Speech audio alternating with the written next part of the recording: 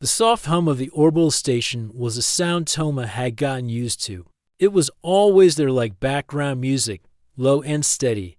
He lived on the Nova Nest station, a giant wheel spinning above the blue planet below. Life here was quiet, routine, and sometimes a little boring. That morning, though, was anything but routine. Toma opened his eyes slowly. At first, all he saw was the ceiling above his bunk. He yawned and stretched, expecting nothing more than another day of classes and work at the small engineering lab. But then he heard something strange, clicking, sharp, light taps, like someone tapping their nails on glass. He blinked and turned his head. A figure stood at the foot of his bed. His heart jumped. She wasn't human. Her skin was smooth and silver blue, almost glowing under the station's light. Her eyes were wide, black, and calm. She had a long tail that moved slowly behind her like it had a mind of its own. Her clothes were plain and white, like the standard issue for new arrivals.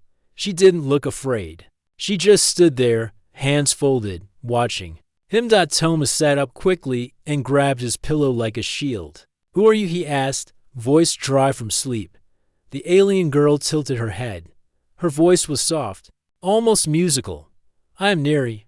I believe this is our room." Toma frowned. "Our room? No, this is room C9. I live here." Alone. Neri blinked once, slowly. Then she held up a small device. It showed her name and the room number. C-9. Toma stared at it. His own room assignment was C9 too. He looked at his tablet and checked. Same result. "A system error," he muttered. "I arrived late last night," Neri said. "There was no one at the reception desk. I used the door code and came in." Toma ran a hand through his hair. This was new. Nova Nest was home to humans and aliens alike. People from dozens of worlds came here to learn, work, or trade. But he had never shared a room with someone from another species. That was never part of the agreement. He looked at her again. She seemed calm, polite, and oddly formal. "All right," Toma said. "I'll contact the admin in the morning. Maybe we can fix this." Neri nodded. She didn't sit down. She just stood there as if waiting for something. Then she spoke again. "I need your help." Toma froze. "Help with what?" Neri took a step closer. She placed her hand gently on her chest. "My mind," she said. "I need you to help me fix it." Toma blinked.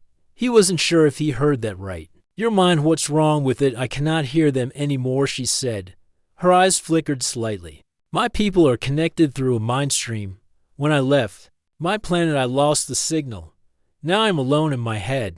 I am drifting." Toma didn't know what to say. This was far beyond anything he'd learned in engineering class. "You mean like a network?" he asked. "A shared consciousness." She nodded slowly. "Yes, but you are not like that. Humans are separate. Alone in thought. You live like this every day. You survive like this, and you want me to teach you how to do that." "Yes, I need to learn how to be like you, or I will lose myself." Toma looked at her face. She didn't look afraid, but there was a quiet tension behind her calm, like someone standing on thin ice. "I'm not sure I know how to teach that," he said. "Just talk to me," she replied. "Let me learn from you." Toma scratched his head. This was not the kind of request he expected when waking up. He didn't even know if he could help. He was just a student. But something in Neri's voice felt real, honest. "All right," he said at last. "I guess we can try. But first you need to stop standing like that. You're making me nervous." Neri tilted her head again, then slowly sat down on the empty chair near the desk. Her movements were careful, almost to perfect, like she was copying a behavior from a book. Toma sighed and rubbed his eyes. "What do you even know about humans?" he asked. "Many things," she replied. "You are emotional. You dream. You create stories. You fight even when you have no chance to." When Toma raised an eyebrow, "That last part sounds like an insult." "It is not," she said. "It is why I asked for you." Toma didn't answer. He got up and grabbed his tablet. No messages yet. It was too early. Admin staff wouldn't be online for another hour. He sighed again and looked at her. She was now staring at a poster on the wall. It showed a cartoon rocket flying toward a bright star. The quote under it read, "Imagination is fuel." "What does that mean?" she asked. "It means we move forward because We imagine better things, Toma replied. Even if we don't have them yet, she nodded slowly. That is strange, but I like it. Toma gave a small smile. Maybe this wouldn't be so bad after all. He sat back on the bed, still holding the pillow. Neri was no longer a threat, just a strange new part of his life, and she had asked for his help. That part still echoed in his mind.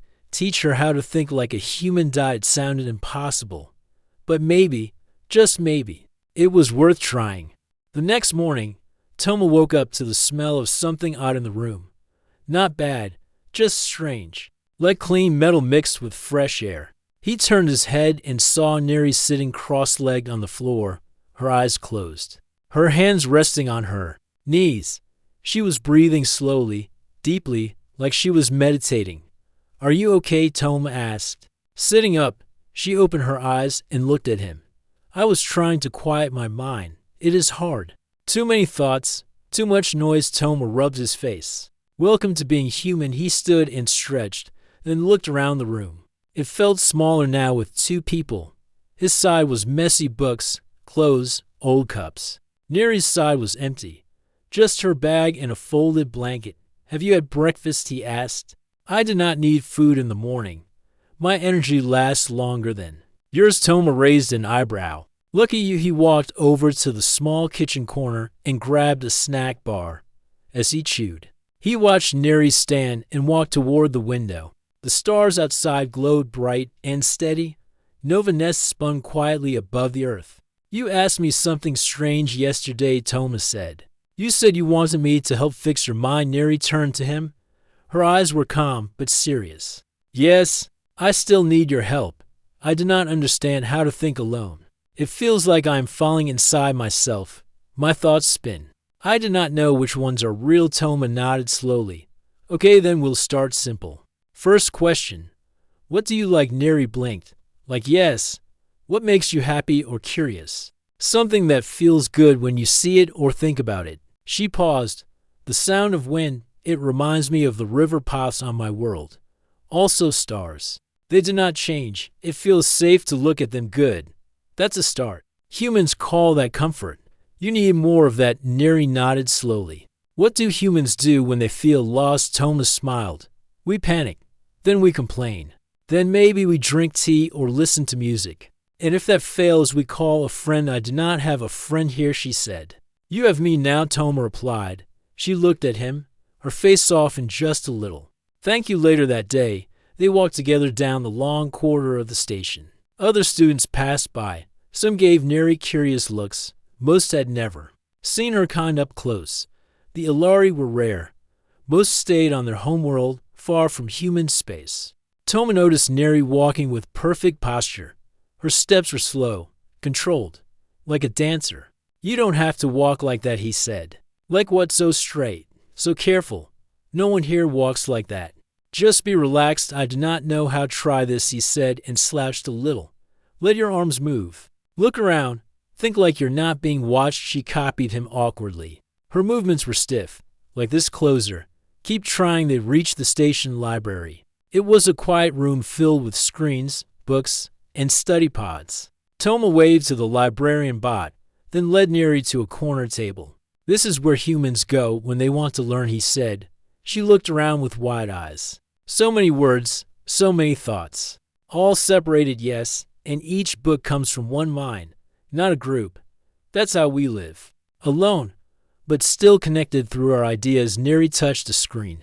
A book open with pictures and text. What is this story? That's a novel. A made-up tale about a hero who saves a village. Why read something not real? Because it teaches us feelings, struggle, hope, even if it's not real. The emotion is. Neri sat down and began reading slowly. Her eyes moved carefully, like she was trying to drink every word. Toma watched her for a while, then leaned back and closed his eyes. He never thought he'd spend his afternoon teaching an alien how to read fiction. Hours passed. When they returned to the room, Neri placed her hand on the wall and stood silently. What are you doing? Toma asked. I am remembering. I used to speak to others through the walls. I would place my hand like this and feel them near. Now it is quiet. Toma nodded. Quiet is hard at first. but you can fill it with your own voice. That's what makes you strong." She turned to him. Her face was thoughtful. "You do not feel lonely sometimes?" But I checked. The cold silence of space stretched in every direction, but inside the Star Sparrow, things were far from calm. Kai sat at the control panel, watching the scanner with sharp eyes. Ryan was still recovering, resting in the back room, but her warning had stayed in his mind. The raiders who had attacked her ship might still be close, and if they were searching, they would come for her again. Suddenly, a beep came from the scanner. A small red dot appeared, then another one just behind it. Kai leaned forward. Unidentified ships. No signal codes. Moving fast, he pressed a few buttons, bringing up the ship's defense screen. The two ships were coming from the same direction he had flown in from the ice moon. They were tracking him. Kai stood and walked to the back of the ship. "Ryan," he said, keeping his voice calm. "We've got company." Ryan sat up slowly. Her crystal gave off a faint light, and her face turned serious. "They found us," she said. "It's them." Kai helped her stand. "We need to act fast. I can't win a full battle, but I can outrun them." Ryan shook her head. "They will try to disable the ship, not destroy it. They want me alive." Kai nodded. "Then I'll make sure they don't get that chance." He returned to the pilot's seat and began rerouting power to the engines. The Star Sparrow was not built for fighting, but Kai had made a few secret upgrades over the years: extra shielding, a short-range speed booster, and a few tricks only he knew how to use. The raider ships closed in. One of them sent a message. "Unknown pilot, turn over the Velini. You have 1 minute." Kai muted the message. He looked at Ryan, who had moved beside him, holding onto a rail for support. "They will never stop," she said. "You should go. Leave me on the nearest moon." "I'm not doing that," Kai said. "I didn't pull you from the ice just to give you back to them." He pushed the ship forward, heading into a dense asteroid belt just ahead. Sharp rocks floated everywhere, moving slowly through space like frozen mountains. It was dangerous, but it was his best chance. The Star Sparrow slipped into the field. The raiders followed. One of them began firing. A blast hit the back shield, causing the ship to shake. "Shields at 70%. Kai muttered. He steered between the floating rocks, moving fast but careful. One wrong turn, and they would crash. Ryan held on tightly. She watched him fly with great focus and skill. His hands moved with confidence. He was not afraid. Not even now. One of the raider ships tried to follow too closely. It scraped against a spinning rock and broke one of its wings. The ship spun out of control and hit a larger asteroid. It exploded in silence. Kai gave a small breath of relief. "One down," he said. The second raider was still behind them. Kai saw a wide tunnel through a group of tightly packed rocks. It was narrow and dangerous, but if he made it through, he could drop a surprise behind him. He pushed the boosters. The ship flew into the tunnel. The rocks scratched the bottom, but they made it through. Kai pressed a button on his panel. Behind the ship, a small metal box dropped from the cargo bay. As the second raider entered the tunnel, the box exploded in a bright flash, breaking the tunnel and trapping the enemy ship inside. The tunnel collapsed. The raider ship was caught. Kai flew out the other side. The scanner showed no more enemies. For now, they were safe. He slowed the ship and leaned back. His hands were still on the controls. But the danger had passed. Ryan stepped forward. "You saved us again," she said. Kai looked at her. "I don't like bullies." She gave a small smile. "But you risked everything. You could have run. You could have left me behind." "I don't do that," Kai said simply. Ryan sat in the chair across from him. Her silver eyes looked calm, now filled with quiet respect. "In my world, it is rare to find someone who helps without asking for a reward," she said. "You ask for nothing, but you give much." Kai didn't reply at first. Then he said, "I fix things. That's what I do. Machines, engines, broken signals. You were just another one of those." Until you started talking. Ryan laughed softly. "And now," Kai shrugged, "now it's more than just fixing." Ryan reached for her crystal. It glowed gently. "There is something you should know," she said. The bond between us, it's real. It has started. I can feel it. Kai looked at her with interest. What does that mean? It means our lives are beginning to connect. She said, not fully. Not yet. But the first steps have begun.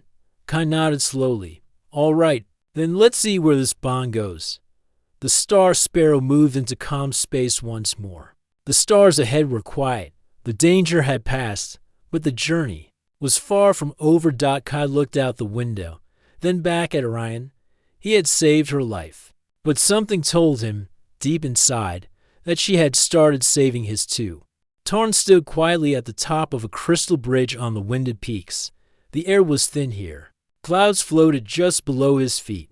He held a simple staff to balance himself as strong winds blew across the tall towers. This was Kel's world. The last of the 3 trials. Princess Kel watched him from a higher platform. She said little. As always, her eyes sharp like a bird's, she wore no crown, only a thin cloak that moved with the wind. Her world had no fire and no ocean, only air and silence. Below them, the floating city of the Rai was disappearing piece by piece. Entire towers were vanishing without a sound. The people feared it was a curse, but Kel believed something else was happening. The city is not falling, she said at last. It is being taken by what? Tarn asked. I do not know yet, Kel replied. But the wind is no longer ours. Something dark has entered it that night. Kel led Tarn into the Hall of Windstones. It was a great round room filled with spinning stones that made music from the wind. Kel closed her eyes and listened. The wind carries messages, she said. It always speaks, even in silence. Tarn listened too. At first, he heard nothing. Then, slowly, he heard something strange. A whisper that was not music, a pattern that did not belong. It sounded like clicking, like metal scraping stone. That is not your wind, he said. Kel opened her eyes. No, it is something else. Something that does not belong to any world. Tarn thought back to what he had seen on Vel's world. The flames had acted strange, and on Liner's planet, the sea had grown cold. Now the wind itself was being changed. He spoke slowly. Maybe these are not separate problems. Maybe this is one enemy, moving in different ways. Kel turned toward him. You think it is the swarm? Tarn nodded. I think it has already arrived early the next day. Kel flew with Tarn across the mountain towers in a glider shaped like a bird. She moved with skill and grace. Tarn followed clumsily behind, gripping the handles with both hands. They reached the edge of a broken tower. Kel landed and pointed down. The bottom of the tower had been eaten away, not by wind or age, but by something smooth and sharp, a perfect cut. No natural force did this. Tarn walked closer and found something lying near the edge. A black shard. It looked like metal, but it pulsed slightly, like it was alive. He picked it up carefully and wrapped it in cloth. Take this to Galador, Kel said. Show it to the king. If the swarm is here, the Union must prepare. But what about the trial? Tarn asked. Kel looked down at the empty sky where towers used to stand. You have passed, she said. You did not come to fight the wind. You came to understand it. That is enough for me. Tarn flew back to Galador. The skies above the capital were busy. Ships moved in patterns of defense. Lights blinked on the towers. The palace looked darker. Now, as if holding its breath, he went straight to the king's chamber. But the king was not there. A royal guard stopped him at the door. The king is ill, the guard said. He does not rise from his bed. The weight of the galaxy has grown heavy. Tarn showed the guard the black shard. I need to speak to someone. This is not just sickness. The swarm is here soon. The royal advisors gathered in a circle chamber. They wore long robes and silver masks. Some were old, some were young. None looked pleased to see Tarn. You are not one of us, one said. You bring broken pieces and speak of war. This piece is from the swarm, Tarn said calmly. It matches nothing from our worlds. It cuts through wind, fire, and sea. The enemy is not coming. It is already among us. A tall advisor with golden eyes stepped forward. You are the king's choice. That gives you a voice, but not command. Tarn looked around. You do not need to follow me, but you must prepare. Tell the people, call. The fleets or the Union will fall before the first battle begins." There was silence in the room. Then a voice came from behind. "I believe him," said Princess Vela. She entered the room in armor, her hair glowing like fire. Behind her came Lunari, dressed in sea blue robes, and Kale, quiet and still as the wind. "We have seen the signs on our worlds," said Lunari. "Each problem follows a pattern. We ignored it too long." Kale held up her hand. A wind crystal floated above it, pulsing strangely. "The enemy has touched even the air. It listens to us now," the advisors whispered among themselves. Then the one with golden eyes nodded slowly. "We will alert the fleets," he said. "But the king must give the final word." Tarn stepped forward. "Then take me to him. He chose me for a reason. Maybe he still has something to say." They led him to the king's chamber. The old king lay in a bed made of light and stone. His breath was weak, his skin pale. He opened his eyes slowly as Tarn approached. "You have done well," the king whispered. "You saw the truth before others did. That is why I chose you." Tarn sat beside him. "What do I do now?" The king smiled faintly. "You do what you always do. You grow something where others see nothing. You build unity.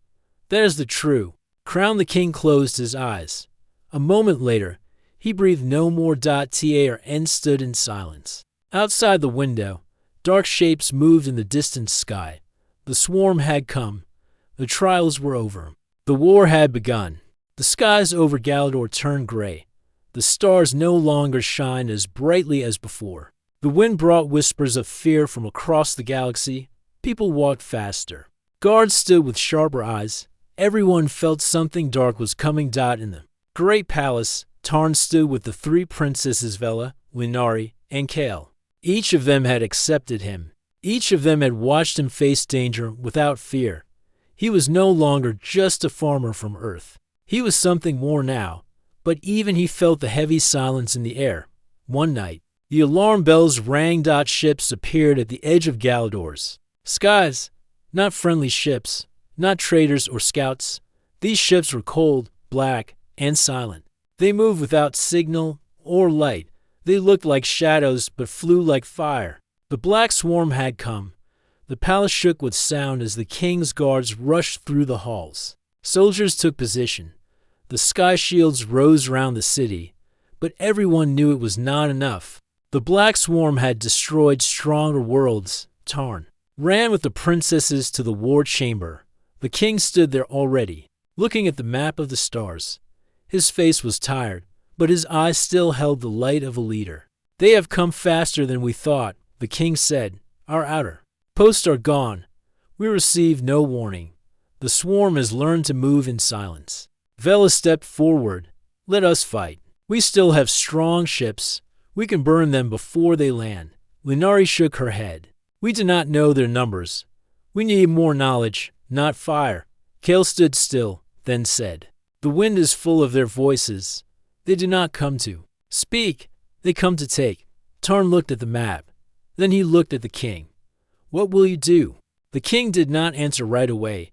He placed both hands on the table. His silver hair moved with the soft wind from the windows.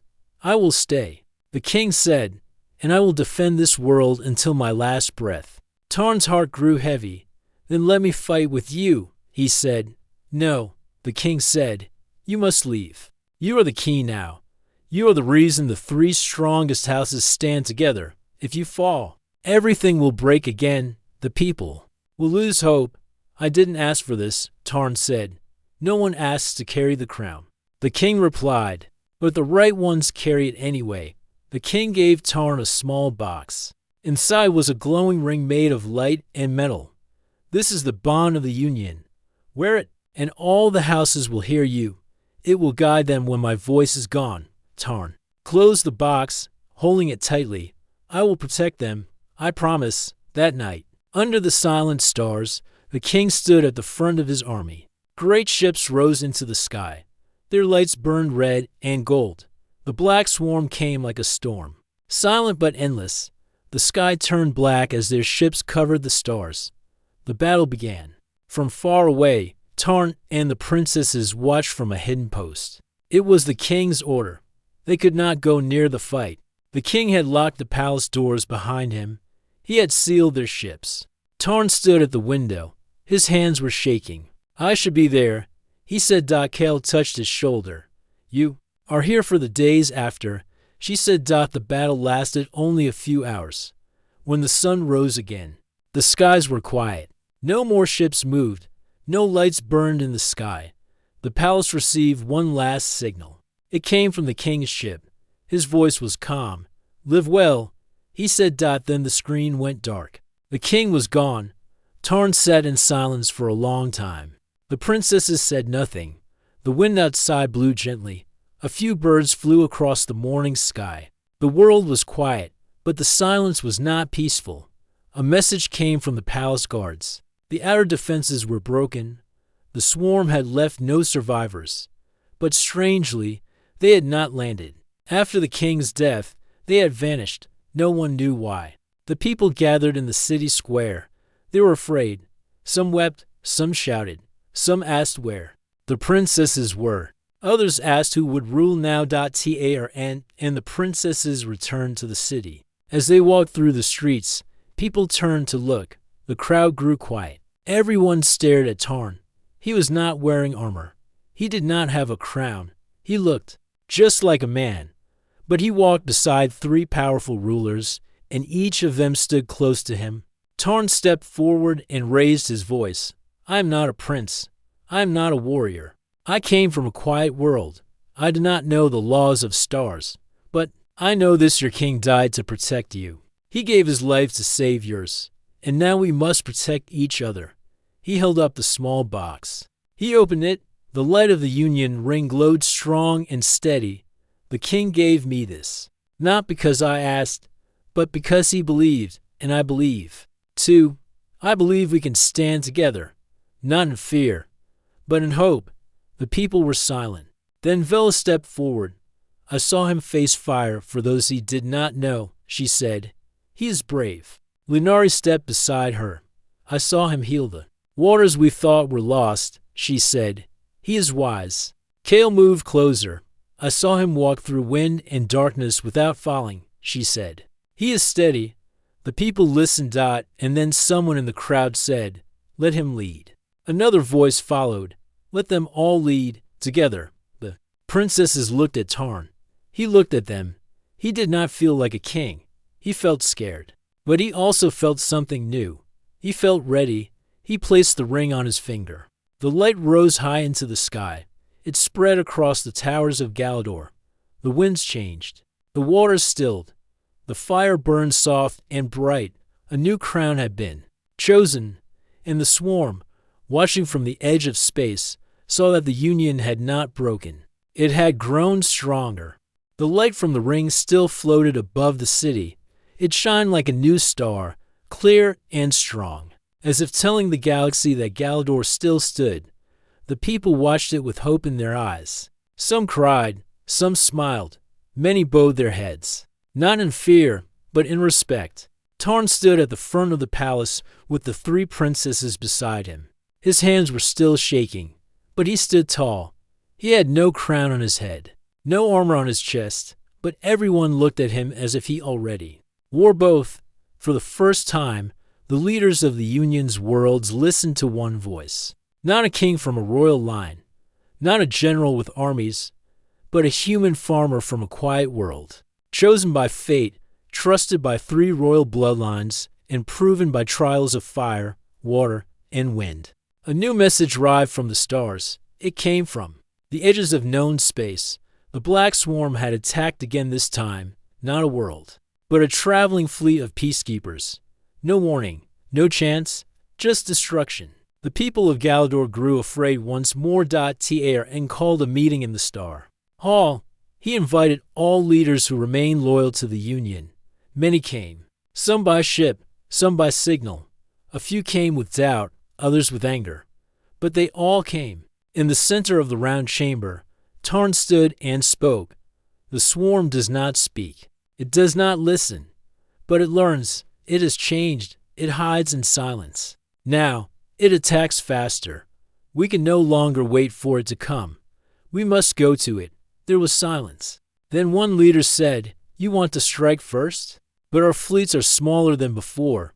Another added, we are not ready. We have lost too much. Tarn looked at Vela. She stepped forward.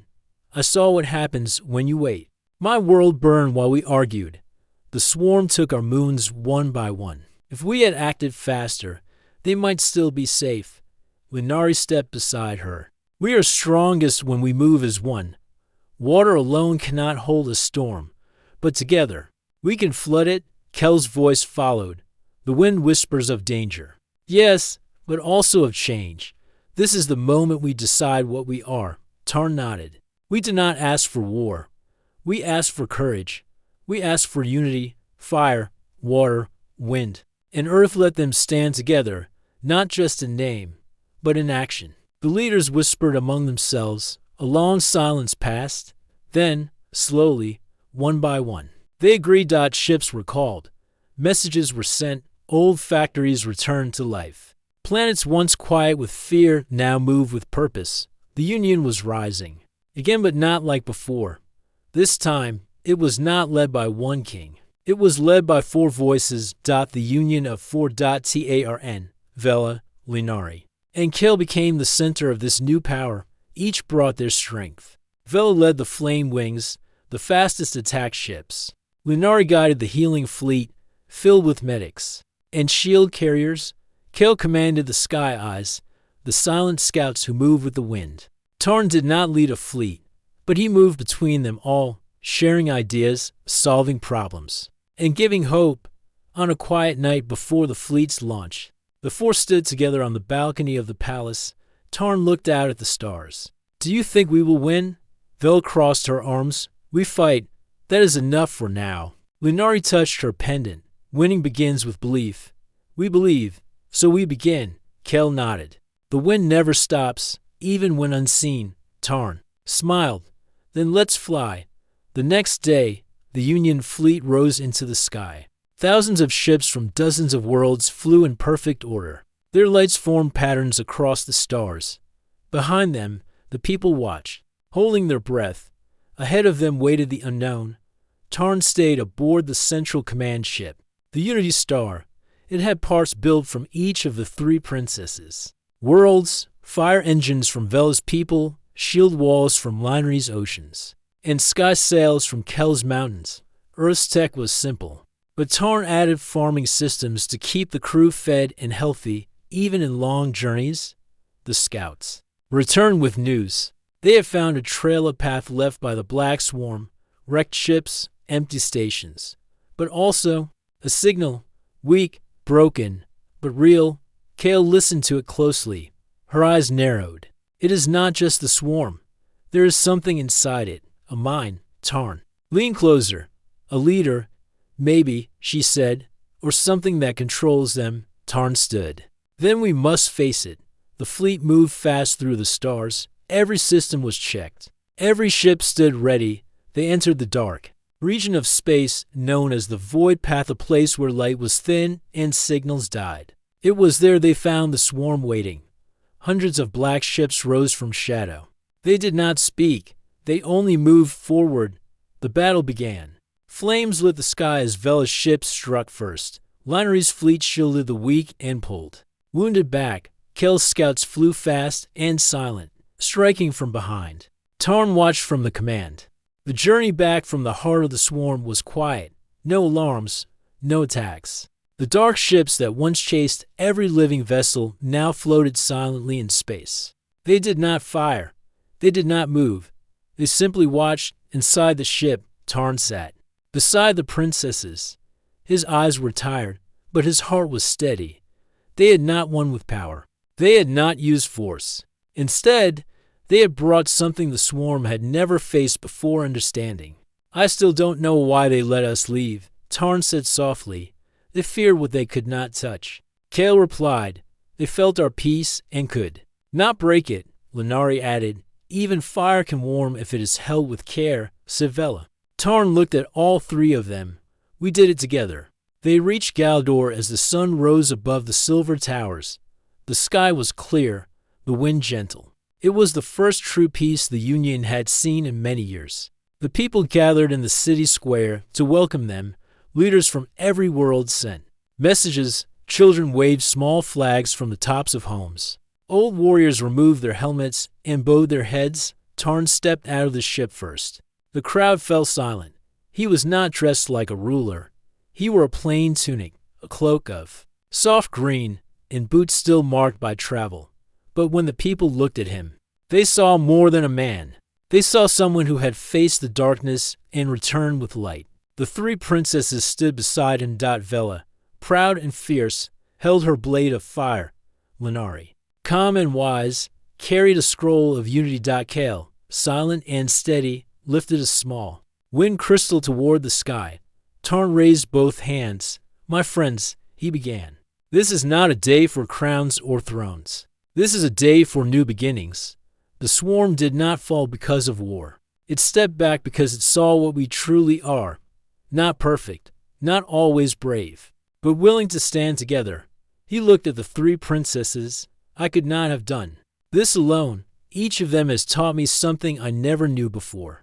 Fire taught me to be strong. Water taught me to be patient. Wind taught me to listen. And I brought soil, the place where all things grow. He opened the small silver box the late king had given him. Inside was the crown of the Union. He held it in both hands. I did not need this crown to lead, but I wear it today to honor the one who believed in me when no one else did. He placed the crown upon his head. The people cheered, not with loud shouts, but with deep, true joy. The sound of peace filled the air. The Union had a new king, but he was not like the kings of old. He was a farmer, a friend, a symbol of unity. Later that evening, Tarn walked through the palace gardens. The stars above shined bright. The garden he had planted long ago had grown strong. The plants from earth mixed with flowers from other worlds. Birds from different skies sang the same song. Kale joined him first. You are quiet tonight, she said. I'm thinking, Tarn replied. Not of war, but of what comes next. Kale nodded. The wind no longer carries fear. Then Lunari came. She held a bowl of water. Drink, she said. You must keep your strength. Peace needs as much work as battle. Tarn smiled and drank. Then Vel arrived, her cloak glowing softly in the dark. You made a promise once, she said. To care for what grows. Tarn replied. Yes, she said, and you have kept it. They stood together under the stars. Three princesses. One human. No longer strangers. No longer bound by king's order. Now joined by choice. Tarn took a deep breath. Will you stay with me? The answer came not in words, but in their eyes. Soft. Warm. Certain. Vela stepped beside him, her hand touching his. Lunari stood on his other side, her presence calm. Kale stood just behind, her breath as light as the breeze. They were no longer parts of different houses. They were a new union, a new family, a new way forward. The days that followed were filled with building, healing, and learning. The union grew stronger, not through fear, but through trust, trade. Roots opened again, lost worlds returned to the circle. Even the swarm ships were sometimes seen floating in peace, no longer attacking, just watching from afar.